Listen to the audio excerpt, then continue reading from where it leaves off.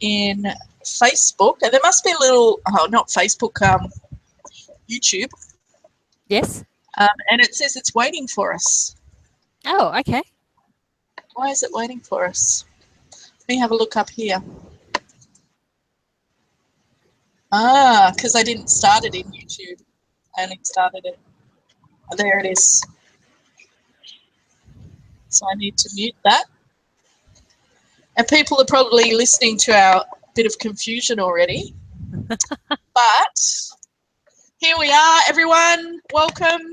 Hello. This is our very... I'm Elizabeth. And I'm Rachel. And this is our very first, what is it? It's a natural history illustration focus Q&A session. And yeah, so we're here, we made it. We hope that you're here with us as well. There's a couple of things that we kind of want to own up to at this point, and that is mainly that we've never done this before, and there's going to be a lot of figuring stuff out as we go along. So my apologies if things don't go smoothly. I have got a telephone here logged into Facebook, my tablet logged into YouTube to see if I can catch all of your questions, and there's also the opportunity for you guys to join us here live in Google Hangouts. So this is a Google Hangout on air, which is being broadcast to YouTube Live. So that's a lot of technology, but hopefully it will work. So I'm just going to start by asking Rachel to tell us about her day, because she's had a very exciting day today. Okay, so today I went to the Melbourne Museum, specifically to the Discovery Centre in the Melbourne Museum, and once every couple of months they have a drawing day.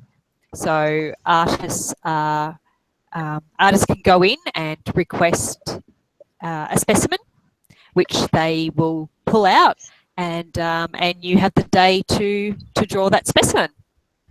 My specimen today was actually a reptile. It wasn't anything furry, but I did a bearded dragon. So I just spent the day studying scales and chatting to other artists as well, because there were quite a few there, and everyone has different techniques and different experiences, and it's really great to talk to other people and see how they approach their subject as well. So yeah, it's a really great day, and if you're in Melbourne, I would strongly recommend getting in touch with the museum and finding out when the next one is, and booking in for it. You definitely need to book, because it books up very quickly, but it is a free event, so yeah, well worth doing. Thanks, Rachel. That's really good to know. So everybody is really excited about Furry February, including me. I've picked out a beautiful brush-tail possum called Molly that I'm going to draw. And we've had some questions come in, not a lot, but some. And I will take you through the first one. Okay. And we'll just start at the top, hey? I will just find that file. Scroll to the top. Okay, so the first question that I've got here is from Kate. Yep. And she says, the animal I chose is a numbat, and the more I look, I see colour. As I'm drawing on watercolour paper, would I later be able to, after the course, or after the focus, I guess, add a bit of watercolour, or would that spoil all the white hair? I don't use watercolor that often, so I'm not sure. I mean, why not add watercolor? That's perfectly fine. I don't know how it reacts to grey lead pencil, so I don't know if there's any bleeding or that's going to happen when you add watercolor. And I mean, with watercolor, I think you can do fine detail or you can do washes. So I guess it just depends on how she wants to approach adding that watercolor to the drawing. And it also depends on how finished the drawing looks in graphite at the end. I mean, it might just look finished all in graphite already, and it might not need any colour added. So it's a bit hard to say without seeing the finished product yet. But there's no reason why you can't add watercolour. And I think with watercolour, what you have to do is you any area that is white, you just have to leave. So the white is the paper. So I guess any white areas, you would just have to not watercolour over and leave white. Yeah, I think, Rachel, I think that there's a few people in the group that are quite efficient watercolorists. Yep. So perhaps they might be able to answer that question or contribute to that answer. Yes, yes. On Facebook in the group. So yeah. So we'll move on. Yep. I can't wait to see Kate's beautiful number. No, neither can I. So do I. Okay, so the next question has two photographs of Oyi's. I'm so sorry, Oyi, if I've said your name wrong. I think I might do that a bit today. I feel like I know some of you guys so well, but I don't still know how to pronounce your name. But Rachel, perhaps you could share your screen with the pictures of the cat. It's Sean von Frankenstein's cat. Actually, hang on. See if I can get it up there. So that's on that Google Doc. Yep, I'm just...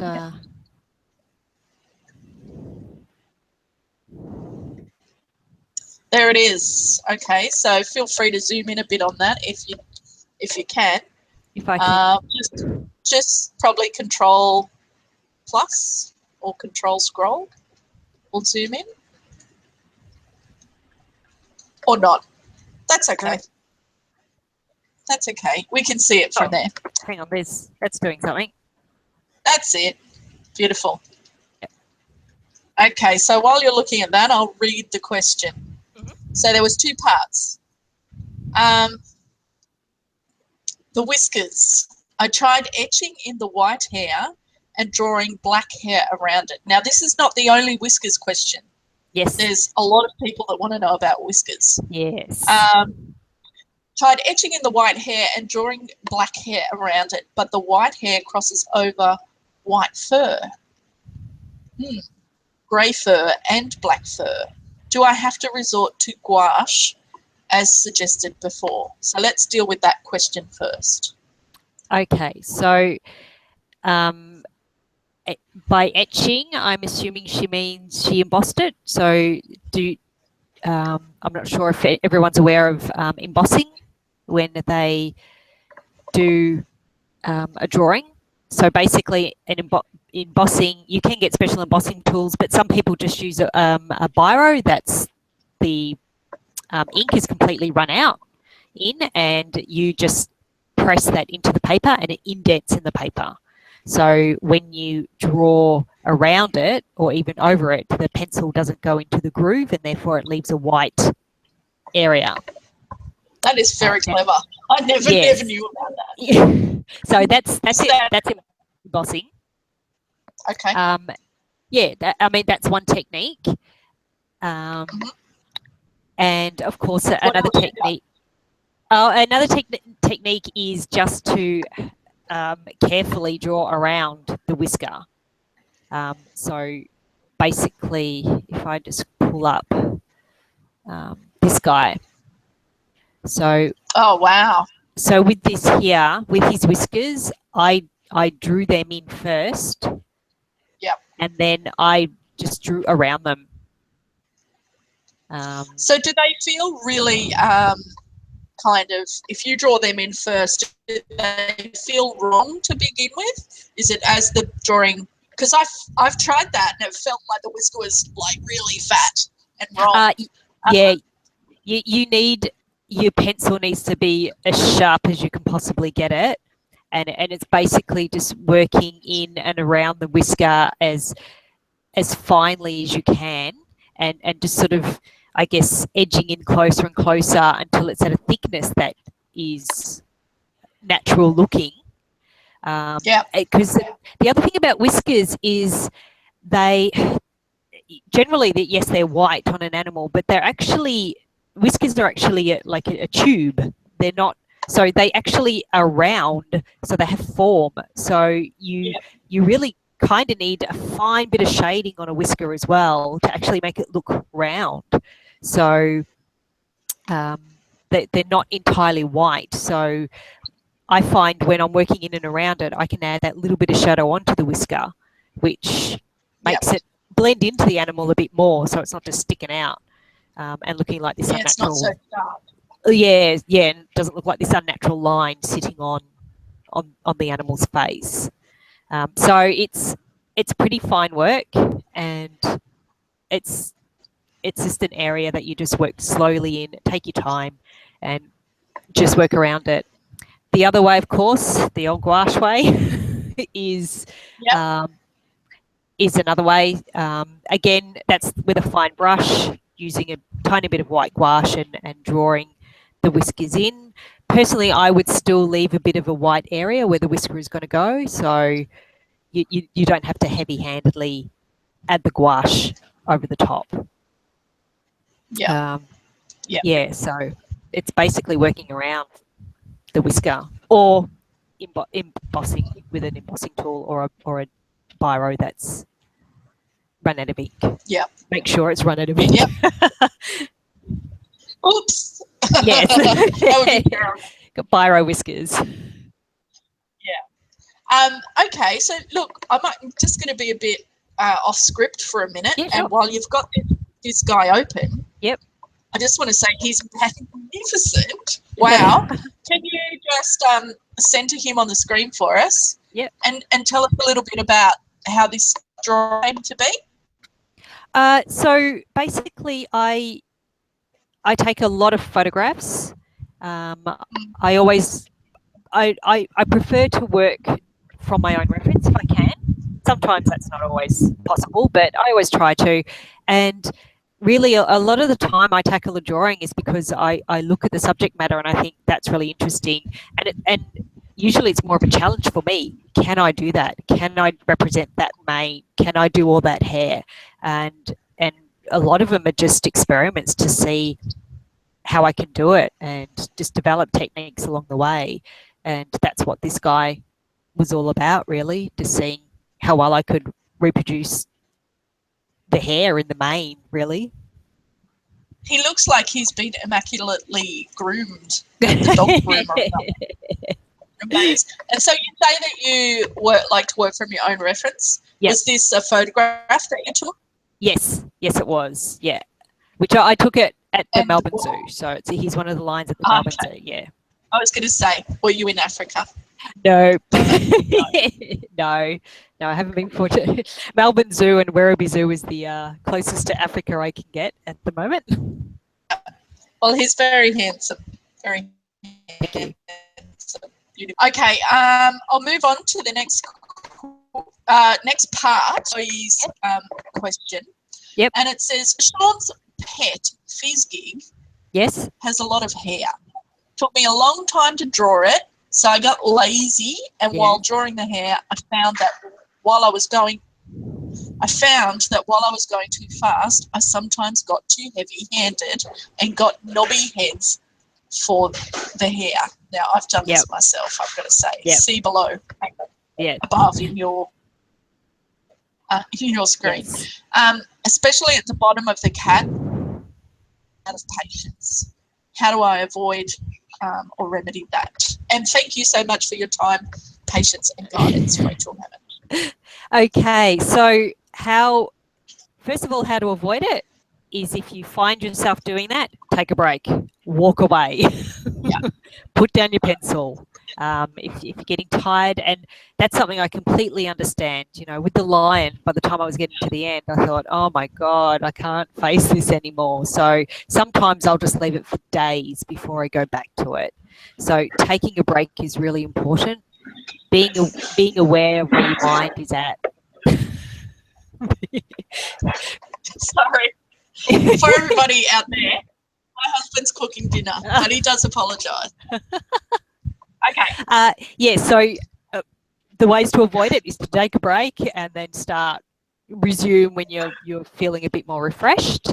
And just remind yourself to take your time. There's no need to rush with any of this. Take your time with it. Enjoy it. I sometimes find it's a bit meditative for me. And you find you do get into a rhythm. But how to fix it? Generally, I would use a kneadable eraser and just dab at that area with a kneadable eraser and just lift it up. So just lift all that graphite off the page, to soften it a bit, and then maybe just gently work over the top of it again to re-establish form. Yeah, she definitely did say in a different post, I think, or in a comment, that she did use a kneadable eraser and got rid of. Don't rub. Yeah, don't rub with it. Just dab, dab, dab, dab. Yeah, and that's enough to just lift enough of the grey lead off to take away some of that heaviness that's been put down. Yeah. Sure. And I just want to say that cat is glorious. I love it. The waves on the fur. So beautiful. And the swirl. Yeah, that swirl. In there. Yeah. It's brilliant. She's done a beautiful job. Beautiful. Yeah. And even getting all the different markings in the fur. Really nice. Really nice. Yeah. Yeah. Beautiful. Okay. So I'll just check that we've covered all of that. Yes. We have. Now, our next question is from Marsha, and it's about the beautiful tamarind that she has drawn. I don't know how many people have seen that, but it's a glorious creature. I think I did see it on Facebook. Yep. Yep. And so the question is, how do I get white fur on white background? Yes. Okay. So I guess I can use this guy. I guess it's highlighting the shadows, because it's the shadows that give form to the fur. And really just sort of blending it out a bit into the page is perfectly fine, just to give it a bit of soft edging. But it's a kind of just is there, doesn't it? But you know it's there. Yeah, that's exactly right. And you'd basically just find shadowy lines just to show the end bits really that are creating a little bit of shadow, and that's just enough to give it form. So even in like this guy here, I just did very fine lines around the right edges, just enough to give it a bit of form. Okay. And even in the tail here. So it's just the shadows, just play on the shadows, and that's what gives it form. And so the eye just looks at it and say, oh, there's fur there, there's an object there. So it's just looking at the shadows, because again, fur is not flat; it is actually round. So again, it's incredibly fine, thin tube, really. And so therefore it creates shadow, and that's what you've got to sort of hone in on, and that's what you've got to show. That's the best way. Otherwise, you can start looking at putting your image on a coloured background or coloured stock, even if you want to go down that route. Yeah. Okay. Good. That's beautiful, Eva. Love that fur. Okay, I'll just duck back to this document again. And I really love the pose of that beautiful little monkey. He's really poised there, isn't he? He's just kind of ready to... Is he in the document? Oh, there he is. He is. Or it could be a she. The other thing I will just suggest with a lot of drawings is ground them. Don't have them just floating just give them a bit of, if you don't want too much, just a little bit of shadow, or just a little bit of something to indicate that he is sitting on something. Ground your animals, because that gives them weight. Otherwise, they're just floating. And yeah, that's just things are, people tend to focus so much on the animal, but don't forget to give them a little bit of, whether it's a little bit of branch or whatever, but just a little something just to give them a bit of weight and a bit of grounding. Okay, great. I just want to take this moment to say welcome to Colleen. We've had a brave group member come and join us live. Have you got a webcam, Colleen, or a microphone? Perhaps you could just type in the chat pod if you've got a question. Okay, we'll move on. Yep. The next question, just pipe up, Colleen, if you've got something. If you would like to share, if you can share, I might have some sort of setting on there that says nobody could share. All right, so now the next question is how to make white hairs. I think this has been discussed. I think you may have answered it already. I know white hairs are hard. Yeah, white fur is not so much a problem, but how to make good-looking, thin, white hair that crosses over a darker fur surface. Okay, Gisela said the same thing. So is this similar to like the whiskers over the top of a dark surface? Is that? Yeah, I think so. The same sort of, because again, it's just working again. Just I guess you kind of work from the back to the front.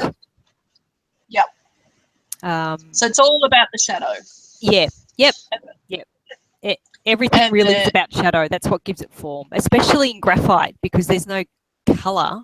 So graphite is really just indicating the shadow, and that's giving the object form. Okay. Thank you. And we have a message here from Colleen. Yeah. She's live. Yes, you are, Colleen. I was watching on YouTube and see that 8 or 9 others are also watching. Welcome, 8 or 9 others. I'm so pleased that you are watching. And I think that there'll be others watching the recording because it's nearly midnight in some parts of the world, or early morning. So I'm thinking there'll be people that watch it not live, but in the morning when they wake up. Okay, so now the next one, how the difference between rough and soft fur, and that's from the other Elizabeth, one of the other Elizabeths. There's a few of us, I think. Okay, so the difference between like coarse fur and soft fur, is it? Yes. Yep. Yeah. Okay, I haven't done any coarse furred animals, but I was going through some of my images and found some. This guy's got some pretty coarse fur. Yeah.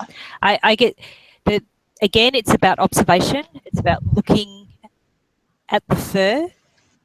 So coarse fur, generally as a rule, is usually long, and it's usually thicker, and it is usually more spaced apart. So so you need to represent that in your drawing, whereas soft fur is usually a lot shorter and also a lot more of it, and so therefore closer together. So again, it's just about observing the fur, just looking at it, looking at the shadows in it, and taking note of how long it is and how close it is together, and then representing that in your drawing. And just knowing that there is a difference, and I guess I'd sort of would probably be a bit more heavy-handed with coarse fur than I would with soft fur. So soft fur I'd be quite light with, and sort of gradually build up layers. With coarse fur, I'd probably be a lot firmer, and again, just pick up, so the key is just pick up these shadows, because that's what's giving the fur its shape. Yep. Okay, that's great. I just noticed there's a comment here from Colleen saying there's some questions on YouTube. So I'm just going to duck back over to YouTube, and I'm trying to find the questions. I'm not seeing them. Oh, there's one from, I've got it. Okay, so there's one from Elizabeth, which is the question, the person you were just answering. Oh, yes. So she said, need to be careful when watercolouring over graphite. It often dissolves the graphite. So right, okay, yep. That's the helpful answer there for Kate. Yes. And Frankie says they would have a shadow. And I'm assuming she's talking about white fur whiskers, maybe. Yep. So that's great. Thanks for the heads up there, Colleen, because I can only look at so many screens at once. I'm all over the place. Okay, so let me know again if any more come up, please, Colleen. That would be a wonderful helping hand. Okay. So let me check our document again for our questions. This is a question from me, and this is the question I asked you yesterday in our test. Yes. And that was, perhaps if you open that photo of that lemur, or even the photograph that you had showing the all the close fur. That one there? Yeah, that guy. Yep. Yeah, see the fur on his arm there? Just kind of down here. Yeah, that's the spot. Yep. Coming straight at you.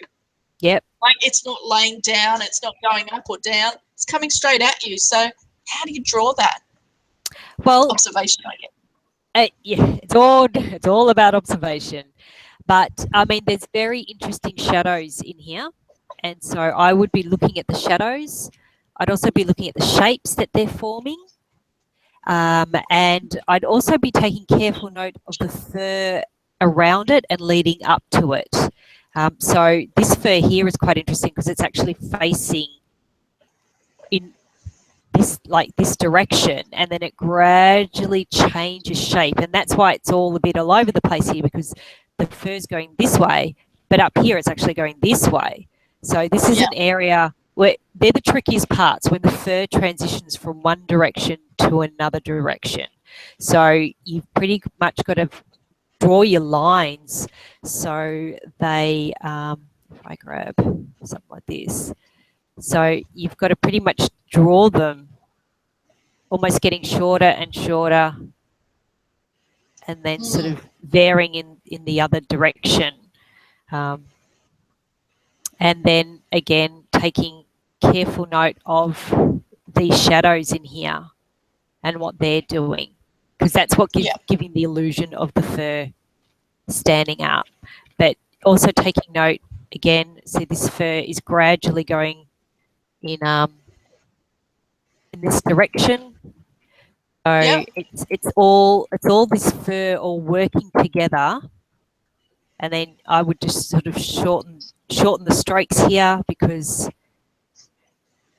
again they're changing direction, they're changing their shape, they're changing their form. So it's, and then as a whole that all works together to give the illusion that it's straight up, because you know that this was going this way and then it changed to that way. So your mind knows that, oh, obviously it's standing straight here.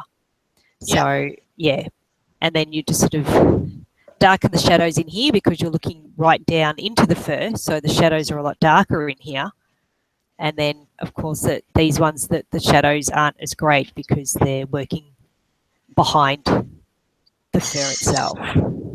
Fantastic. So, can you show us that on your lemur drawing, where how that has translated? Yeah. So they're kind of on the back. Yeah.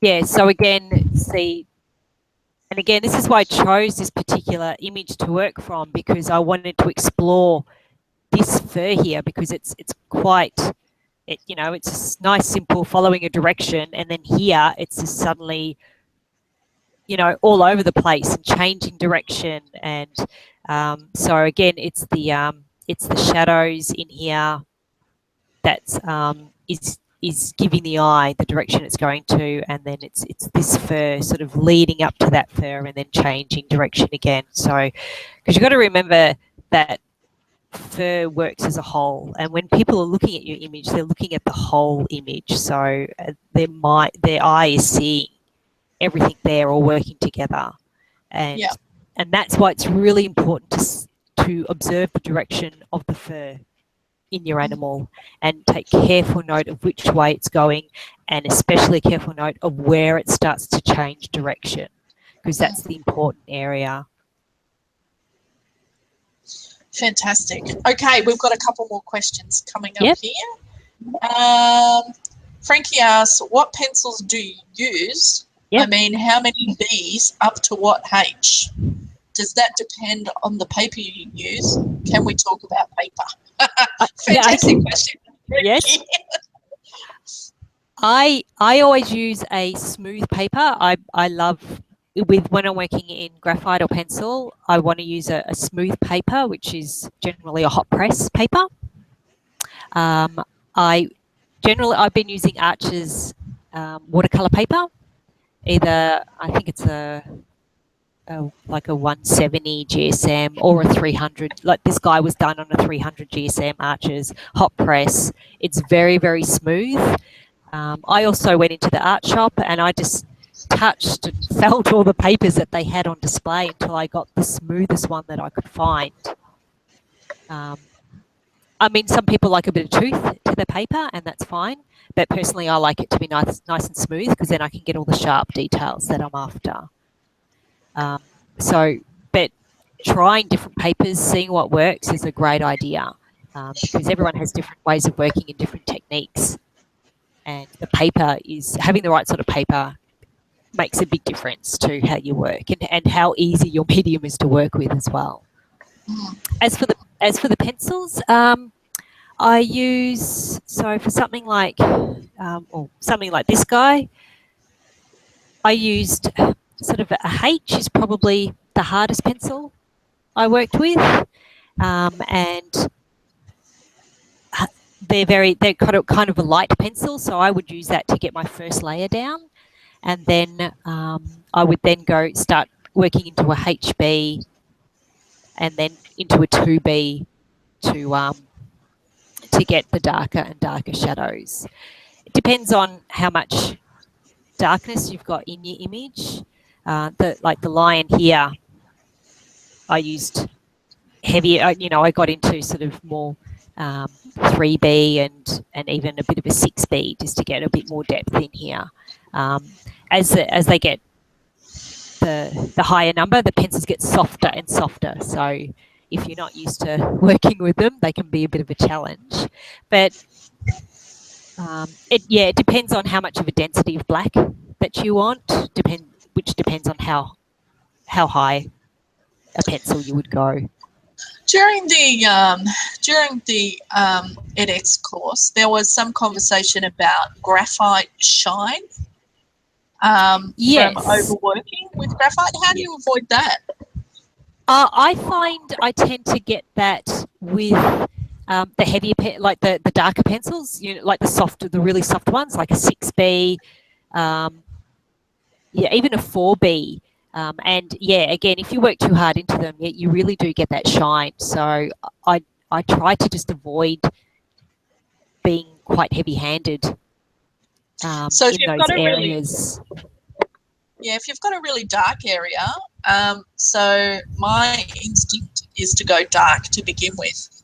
Yeah. Is it better to do it layer over layer? I build up layers. That's my preferred way of working, though.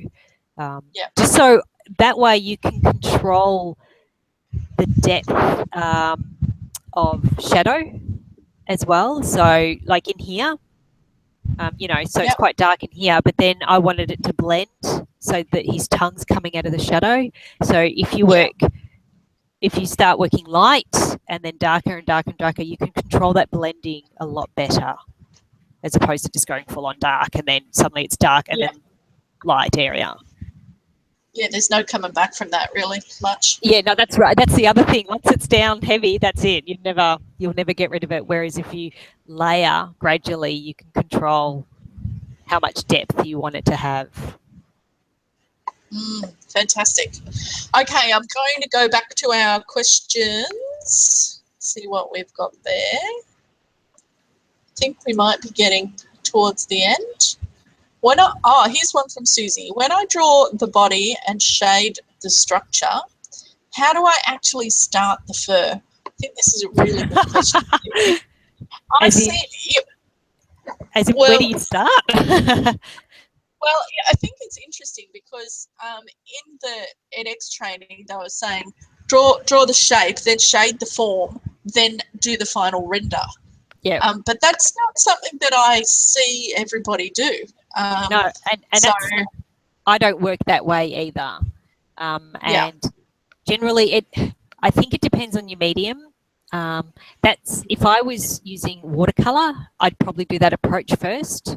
I might do the whole area in a light wash and then build up over the whole picture that way. When I work in pencil, I tend to just work in an area and pretty much finish that area and move on to the next area. Okay. And sorry. Yeah. And I guess that the thing is just not get overwhelmed. Just work in small sections, and then at the end you look at the whole picture and then you make adjustments to make it all, make sure it's all blending as one. But I guess just I used to, and I sometimes still do. For some reason, I just always start with the eye. I was going to ask you that because I noticed in your koala that you did the step by step. The eye was done. Yep. And tell us why. Every animal I do, I just start with the eye.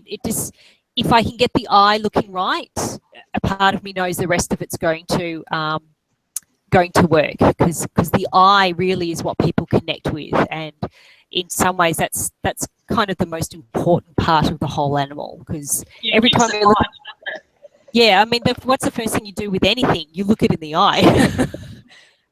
So I always start with the eye. It just makes me feel better for some reason.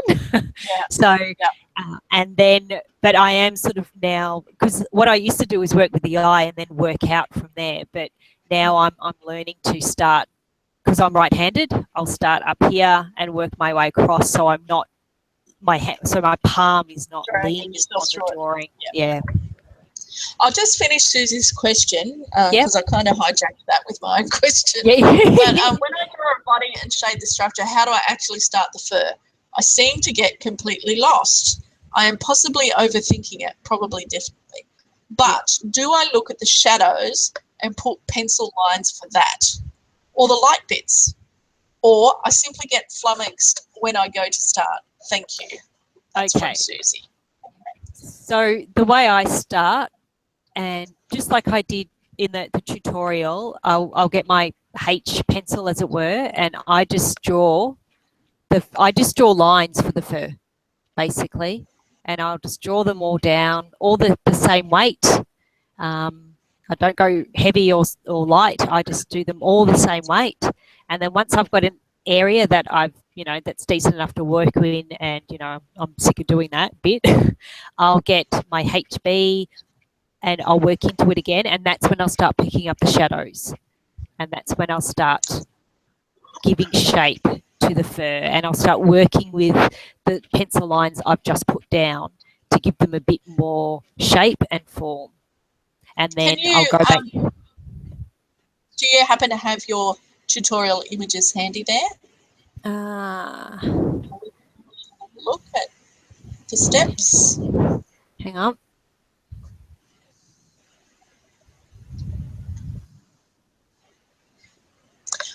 While Rachel's having a look, she did video herself drawing a small section of the koala and demonstrating each of the three main layers. So the preliminary part, adding the first layer of fur, refining that. And that's currently sitting on my computer waiting to be finished being edited. And we'll upload that to YouTube as soon as I get it done. Maybe tomorrow. Maybe. Thanks, Rach. So, yeah, so basically here, so you can see there, I've kept it pretty loose. I've kept large areas of white in between all the fur, and just kept it pretty soft. And then once I've done, I usually sort of pick an area. So sort of that's the ear, which is sitting behind this part of the head. So I just did that whole area. And then I start working into it with the heavier pencil and just start picking up some of the shapes and the forms, figuring out where the shadow is overall, and then just again working in with a heavier pencil again and just taking note where the shadows are and just sort of working on the shapes that's there already to give it a bit more form.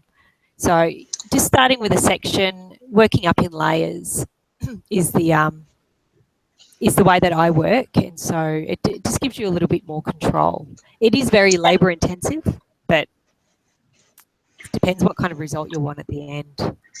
Yeah, and I can see that you have put some of the form in with those fine lines when you drew up your first layer, so sort of in from the ear. And no, when you see the bigger picture, you can see how you've drawn in your shape to begin with. Yes.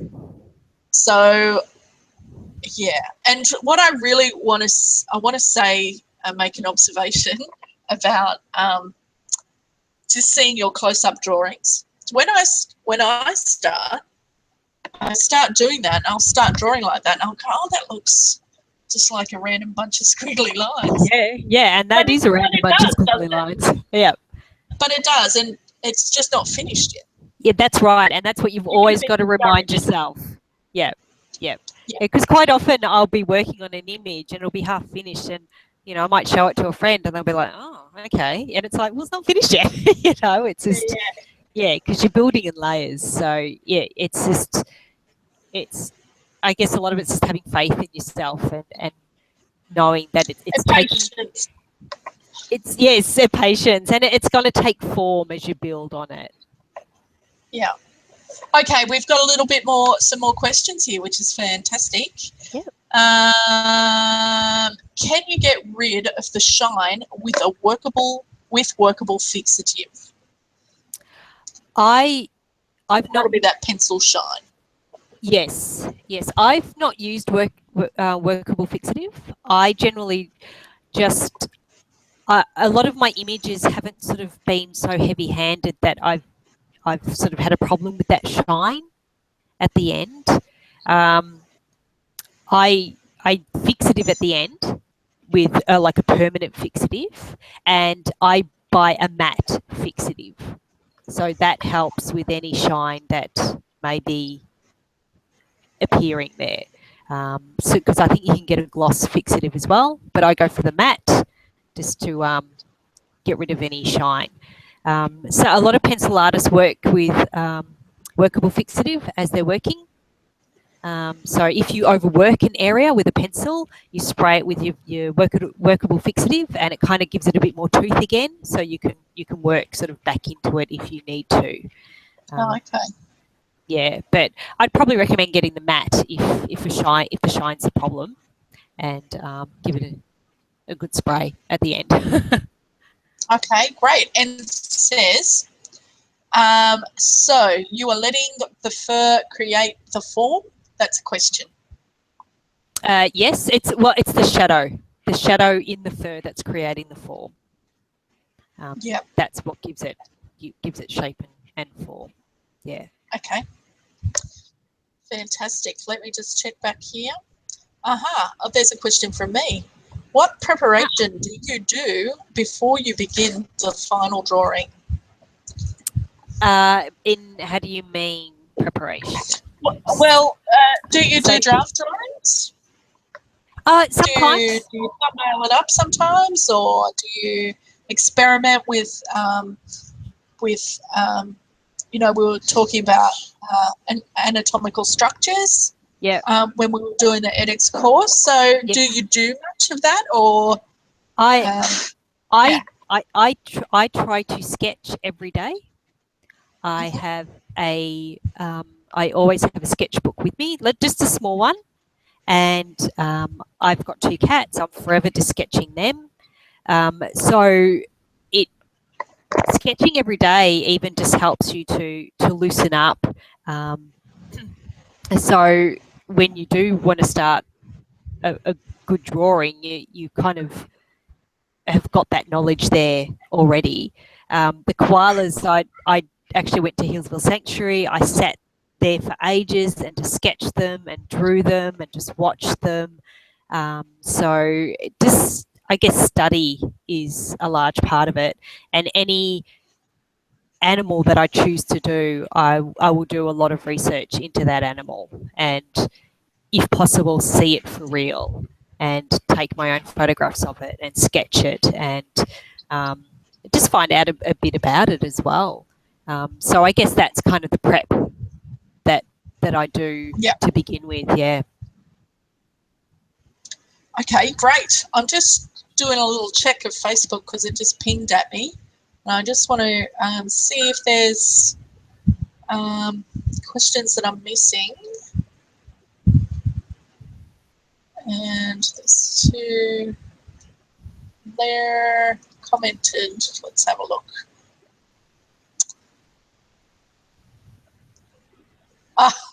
Okay, so Linda is saying that she's missed our session, but we're in here now. We're still here, Linda.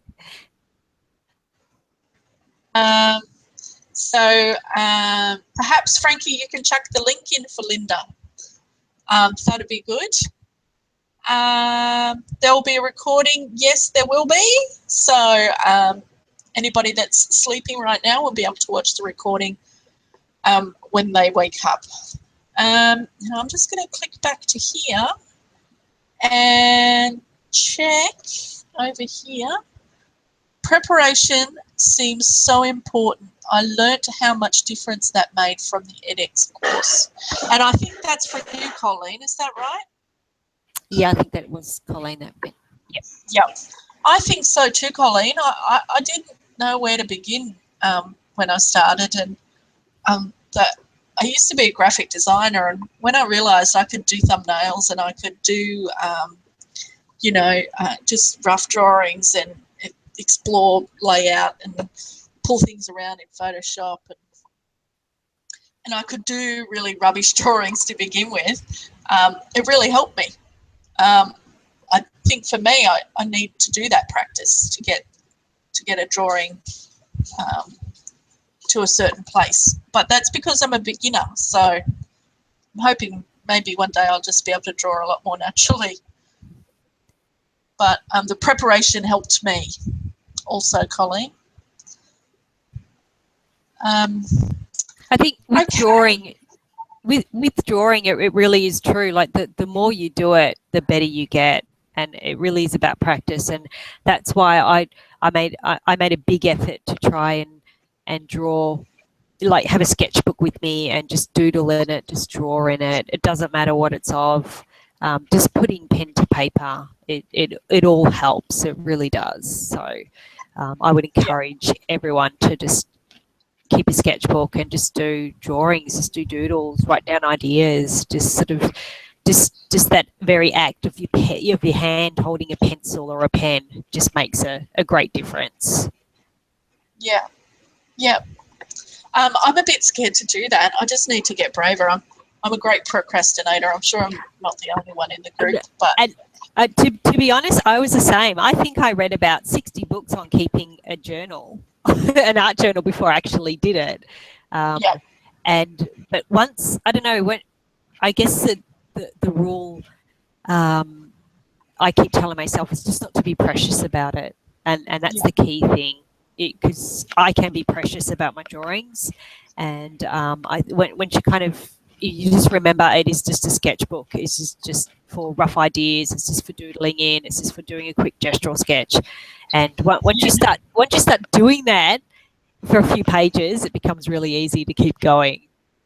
I did read one bit of advice in one book I read, and that was they said in the first page write down your shopping list in it, because then it immediately takes the preciousness away from the book, because you've just made it a notebook then, and then it's a lot easier to just start doodling in.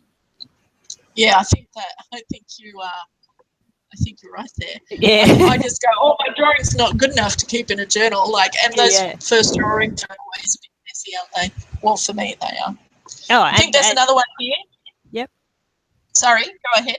Yeah, no, you're right. I was just going to say, Frankie told Linda that we're still on. Let's wait for Linda. I told her to move it. I might have missed it trying to get technology working, Rachel. But do you tend to use embossing to create the white fur, or do you tend to use negative white space? Okay, so we've done that. We've covered that one, but do it again. Recap. I personally prefer doing negative white space. There's something about the embossing tool and the permanent nature of embossing my paper I haven't come to terms with yet.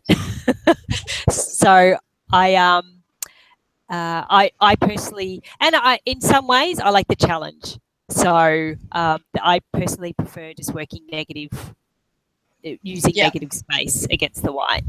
Do you want to show us your beautiful lion whiskers again? The lion. Okay, and zoom in on those whiskers. I zoomed in a bit too quick there.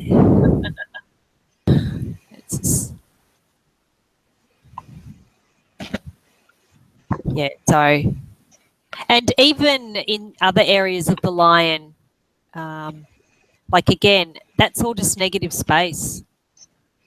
Yep. And again here, it's just all working in the negative space to create the here. It's just the negative space. That's really one of those concepts that you've got to understand, isn't it? When you get that you're drawing the shadow or the gap rather than the item. Yeah. Then it makes it easier. Just kind of a bit freeing, I think. Yeah. Beautiful.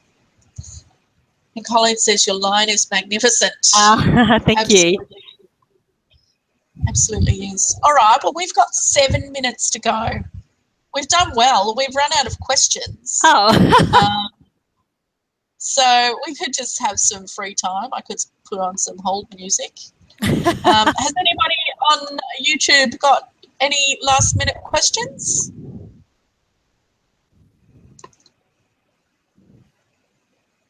I will say with this guy. Talk us through that one. That's the one you did on your on the course, isn't it? Yes, and then I did actually go back in and work in coloured pencil in him, so you can see a little bit of the brown. Yeah. Just to give it, a bit more depth, and I just wanted to add the colour. Yeah. How long have you been drawing furry animals for, Rachel? Good question. Long time. I've been drawing since ever.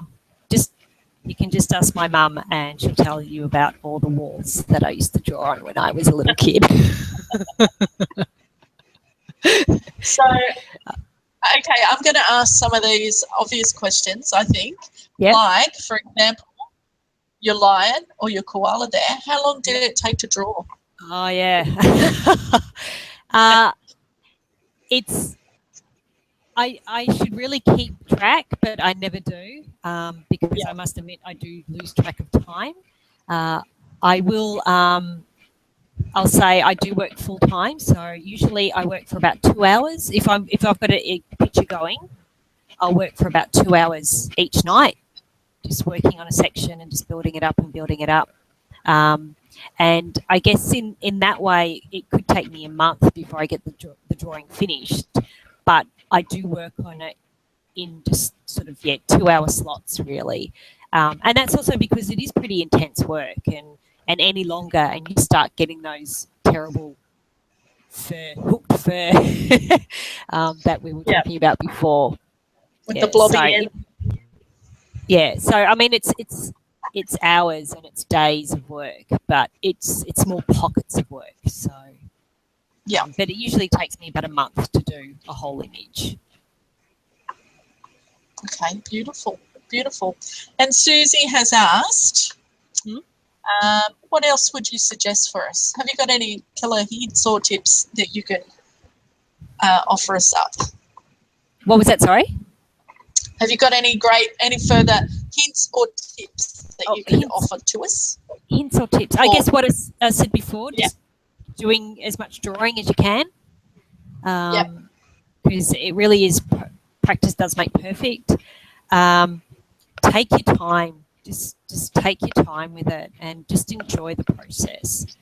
There's no need to rush, and really explore the animal that you're drawing, and really study the body and the fur, and like I said, the direction. It's all about the direction with fur and the shadow. So just take careful note of that before you even begin, so you can have an understanding of when you get to that area where it does change shape and it does change direction, that you sort of prepared, and you know you're coming to it and what to do when you get there. Oh, it's beautiful, beautiful. Now, I've just been reminded by Frankie that koalas are not bears. Yeah. And, of course, I know that. I don't know where I said it. There's that classic children's song that says, please don't call me a koala bear. I'm not a bear at all. You may remember that. So that's a classic Don Spencer tune, that one. But okay, well, thank you so much for your time. I can't tell you how much we're all getting into Furry February, and your work is just stunning. So thank you. Thank you for your time and your advice, and for being our first wonderful person and just being so up for going onto YouTube Live. Yeah. It's great. And, fantastic embracing new technology. I'm really looking forward to seeing everyone's work as well, and I'd love to see progression of it as well, as you're working on it too. So it's not just the final image at the end that we're seeing it all coming together. Yeah. And also, let's, if people want to get feedback during the month before they submit their final, it's fine to do that. It's encouraged to do that. And I will be pestering Rachael during different stages of my drawing for feedback. So go for it. And there's a little bit, another message here. Susie says, and thank you so much. This is brilliant and much appreciated. And Colleen says, I second Suzanne's comments. Brilliant to have your time live, Rachael. And I also live in Melbourne and never knew there was a drawing day at the museum. I'm so excited.